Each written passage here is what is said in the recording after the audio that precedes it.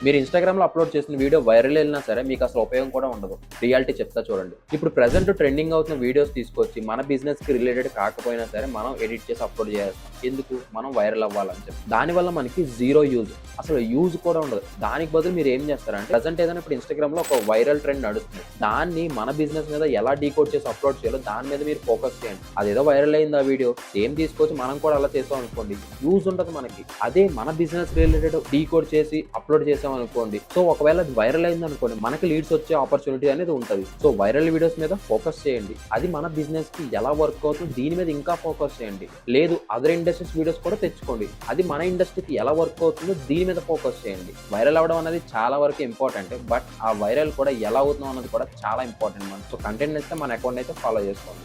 By.